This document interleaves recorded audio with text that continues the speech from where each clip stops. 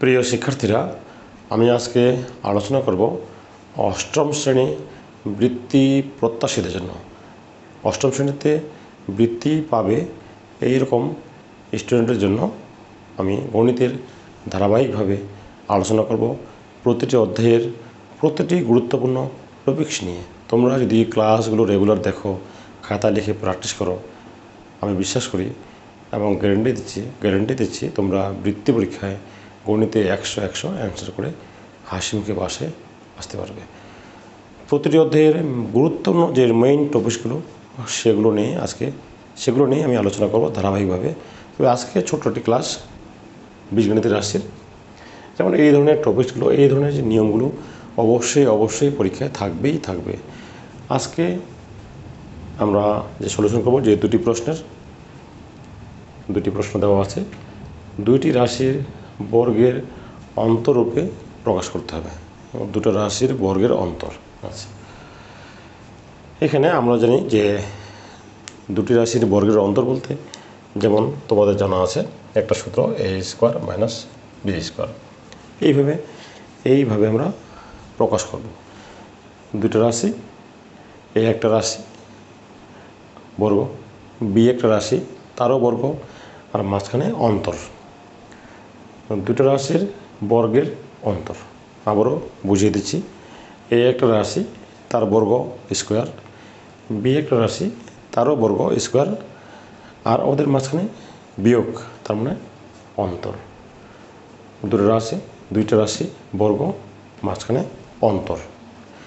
আমাদের এই আকারে নিয়ে আসতে হবে এই প্রশ্ন দুটির সলিউশনে। তাই আমি প্রথমে 2 নম্বর প্রশ্নের সলিউশন করব। সূত্র দিয়ে অবশ্যই করতে হবে, আমরা অবশ্যই সূত্র প্রয়োগ করব। আমরা দুটো সূত্র প্রয়োগ করতে পারি।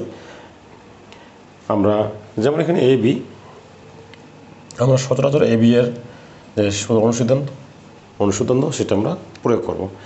এ বি এর অনুসিদ্ধান্ত হলো আমাদের a + b / 2 whole square minus a - b / 2 whole square. এটা আমাদের একটি অনুসিদ্ধান্ত।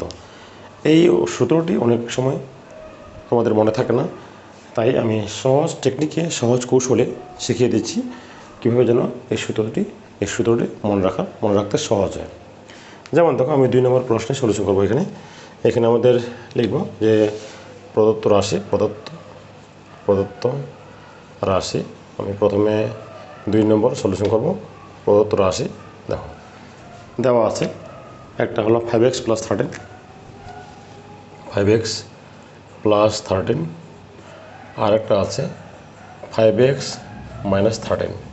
এখানে দুটো রাশি দেওয়া আছে। এই দুটো রাশিকে আমরা বর্গের অন্তরূপে প্রকাশ করব কীভাবে, খুব সহজে সেই কৌশলটা শিখিয়ে দিচ্ছি। এবং কি সূত্র তোমাদের মনে রাখার প্রয়োজন নাই, আমি সূত্রটা মিশিয়ে দিলাম। সূত্র মনে রাখার প্রয়োজন নাই, সূত্র ছাড়া আমি যেভাবে বলতেছি তোমরা সেভাবে অঙ্কগুলো করবে, খুব সহজভাবে তোমরা সলিউশন করতে পারবে। এখানে দুটো রাশি দেওয়া আছে, ভালো মতো কথাগুলো শুনবে মনোযোগ দিয়ে। প্রথমে এই রাশি দুটো যোগ করব। আবার বলতেছি, প্রথমে কি করতে হবে, এই রাশি দুটি যোগ করতে হবে। এই রাশির সাথে এই রাশি যোগ করতে হবে, প্রথম স্টেপ। আবার বলছি, এই রাশি আর এই রাশির সাথে এই রাশির যোগ করব। প্রথম রাশির সাথে দ্বিতীয় রাশি, অথবা দ্বিতীয় রাশির সাথে প্রথম রাশি যোগ করব। প্রথম কাজ হলো আমাদের যোগ করা। তাহলে এই রাশি দুটো কী করব, যোগ করব। দেখো প্রথমে কত আছে, 5x + 13 প্লাস কত আছে, 5x - 13। বসো, 5x - 13। আমি যেটা বললাম, এই রাশির সাথে এই রাশি যোগ করব। আমি কিন্তু যোগ করলাম। দেখো, এই রাশি যোগ এই রাশি, তারপর 2 দিব। 2 দিয়ে ব্র্যাকেট দিয়ে স্কোয়ার করব। আশা করি বুঝতে পেরেছ। আবারও বলছি, এই রাশির সাথে এই রাশি আমরা কী করলাম, যোগ করলাম। দেখো যোগ করেছি কিন্তু, 5x + 13 যোগ 5x - 13। এই রাশি দুটো যোগ করব। যোগ করার পরে 2 দ্বারা ভাগ করব, ভাগ করে স্কোয়ার দেব। কোনো সূত্র মুখস্থ রাখার দরকার নেই। মাইনাস, এইবার কী করতে হবে, এইবার এই রাশি থেকে এই রাশি বিয়োগ করব। আবার বলতেছি, এই রাশি থেকে এই রাশি বিয়োগ করব, অথবা এই রাশি থেকে এই রাশি বিয়োগ করলেও হবে, যে কোনো একটা রাশির সাথে বিয়োগ করলে হবে। তোমরা যদি মনে করো যে প্রথম রাশি থেকে দ্বিতীয় রাশি বিয়োগ করব, অথবা দ্বিতীয় রাশি থেকে প্রথম রাশি বিয়োগ করব, একই উত্তর আসবে, উত্তর আলাদা হবে না। আমি আবারও বলছি, আমরা প্রথমে এই রাশি দুটো যোগ করব, যোগ করে 2 দ্বারা ভাগ করে স্কোয়ার দিব, মাইনাস চিহ্ন দিব, কারণ বলছে অন্তরূপে। এরপরে যেটা করতে হবে, এই প্রথম রাশি থেকে দ্বিতীয় রাশি বিয়োগ করব, এবার বিয়োগ করো। দেখো 5x প্লাস 13 বিয়োগ, আমরা কিন্তু এখন বিয়োগ করব, মাইনাস কত আছে দেখো, 5x মাইনাস 13, 5x মাইনাস 13। এখন আমরা এখানে সেকেন্ড ব্র্যাকেট দিতে পারি বা ফার্স্ট ব্র্যাকেটও ইউজ করতে পারি। -2 বাইরে আমরা দেব স্কোয়ার। দেখো এখানে আমরা প্রথম রাশি থেকে দ্বিতীয় রাশি বিয়োগ করেছি, এই যে 5x প্লাস 13 বিয়োগ, আমরা কিন্তু দ্বিতীয় রাশি দিয়েছি ভাগ 2 দিয়ে স্কোয়ার। আবার প্রথম থেকে বুঝিয়ে দিচ্ছি, প্রথমে যেটা করবে, এই রাশি দুটো একবার যোগ করে 2 দিয়ে ভাগ করে ব্র্যাকেট দিয়ে স্কোয়ার করে দিবে, মাইনাস, এখানে অবশ্যই তোমার মাইনাস চিহ্ন দিবে, দিতে হবে, কারণ বলাই আছে এখানে অন্তর্ভুক্ত প্রকাশ করতে হবে। এইবার আবার প্রথম রাশি থেকে দ্বিতীয় রাশি বিয়োগ করব, এই বিয়োগ করছি আমি, বিয়োগ করে আবার 2 দ্বারা ভাগ করে স্কোয়ার দেব। এক কথায় একবার এই রাশি দুটো যোগ করব, এই রাশি দুইটা যোগ করবো একবার, আরেকবার এই রাশি থেকে এই রাশি বিয়োগ করব, 2 দ্বারা ভাগ করব, স্কোয়ার দেব। এখন দেখো -13 প্লাস 13 কাটা গেল, 5 আর 5 যোগ করলে কত হয়, 10 হয়, 10x by 2 whole square, minus, এখানে একটু বোঝার আছে, বোঝার বিষয়টা এরকম যে দেখো 5x প্লাস 13, এই বন্ধনীর সামনে যে মাইনাস চিহ্ন আছে, তাহলে সেক্ষেত্রে যখন আমরা বন্ধনী তুলে দিব, তখন কিন্তু বন্ধনীর ভিতরে চিহ্নগুলো কী হবে, পরিবর্তন হয়ে যাবে। আবার বলছে, যেহেতু বন্ধনীর সামনে মাইনাস চিহ্ন আছে, তাহলে বন্ধনী যখন তুলে দিব আমরা, তাহলে এই চিহ্নগুলো কী হবে, পরিবর্তন হয়ে যাবে। তার মানে -5x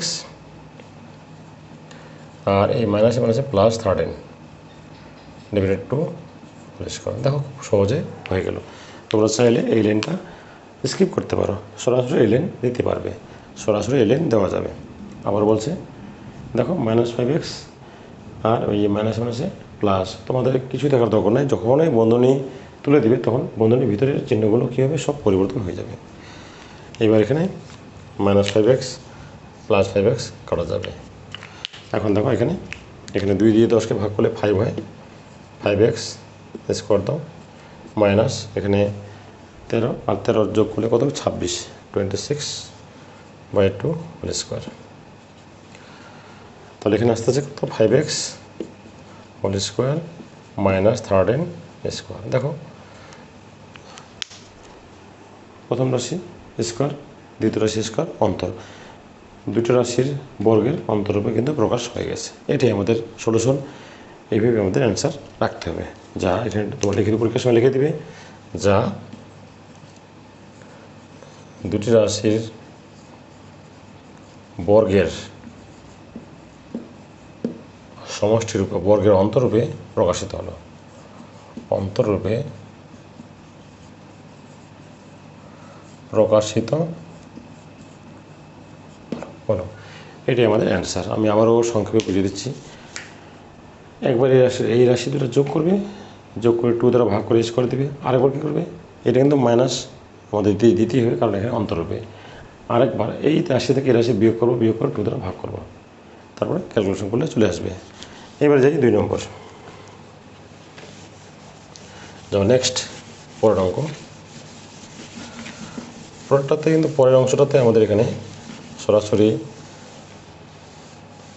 কিন্তু দুটো অংশে বিভক্ত না। এখানে প্রথমে এই অঙ্কটার ক্ষেত্রে প্রথমে যেটা করতে হবে আমাদের এখানে প্রথমে যেটা করতে হবে সেটা হলো মিডিল টার্ম করতে হবে। মিডিল টার্ম করার পরে তারপরে আমরা বর্গের সমষ্টিরূপে প্রকাশ করব অন্তরূপে।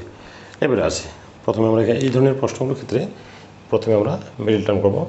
24কে ভাঙাও, 6 4 24, দেখো x² plus 6x plus 4x plus 24, এটা তোমরা জানো। এখন এখান থেকে এক্স কমানো, এক্স প্লাস 6, 4 কমানো, এক্স প্লাস 6, একটা আসতেছে এক্স প্লাস 6 আর একটা এক্স প্লাস 4, বাস। এখন আমাদের এই রাশি দুটো থেকে আমরা কী করব, বর্গের অন্তরূপে প্রকাশ করতে হবে। এখন এখানে লিখব, এখন লিখো x plus 6 into x plus 4। কোনো সূত্র ছাড়াই আমরা অনায়াসে সলিউশন করব। একবার এই দুটো রাশি যোগ করব, এই দুটো রাশি একবার যোগ করব, আরেকবার এই রাশি থেকে এই রাশি বিয়োগ করব।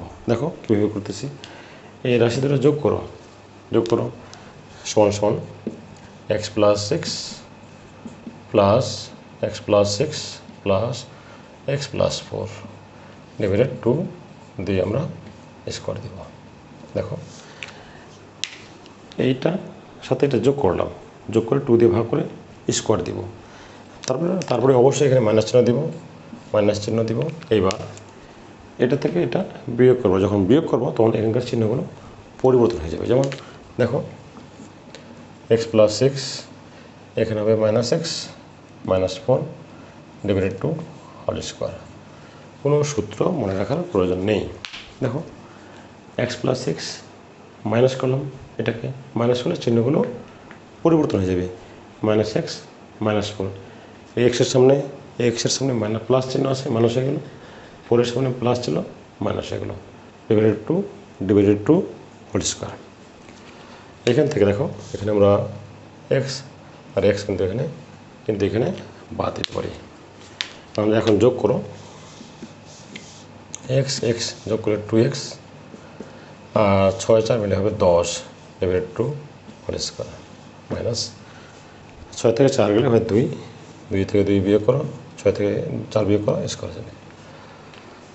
এখানে 2 দ্বারা ভাগ করে দিব, 2 এখানে একটা এক্স থাকে প্লাস 2 দিয়ে 10কে ভাগ করো, 5 থাকবে।